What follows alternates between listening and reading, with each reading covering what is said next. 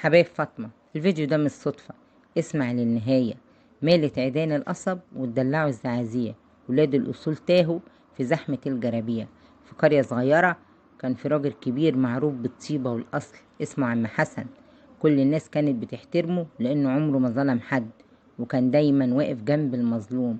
لكن مع مرور الزمن ظهر شوية ناس كان صوتهم عالي وكلامهم فاضي، بس عارفين ازاي يلمعوا نفسهم، وبقى هما اللي بيتصدوا المشهد. والناس الطيبة اللي زي عم حسن بقوا على الهامش.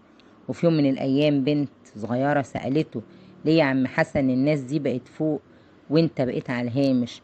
عم حسن قال لها: مالت عيدان القصب واتدلعوا الزعازيع، ولاد الأصول تاهوا في زحمة الجرابيع. لكن الأصل عمره ما يضيع، واليوم اللي هيتعدل فيه الميزان جاي حتى ولو بعد حين. مالك عيدان القصب.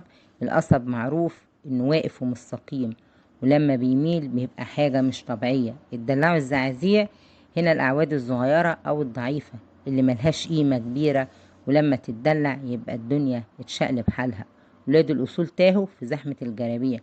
الجرابيع هي الناس قليلة الأصل وقليلة القيمة، والمثل هنا بيصور إن أصحاب الأصل والأخلاق مش لاقيين مكانهم وسط الزحام.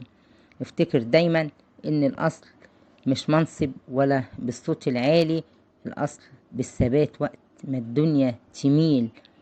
والأصيل عمره ما بيتهان ولا بيتباع. واشترك دايما في حكايات فاطمة علشان الحكايات اللي من القلب تفضل واصلة لك لقلبك. وصلي على الحبيب قلبك يطيب.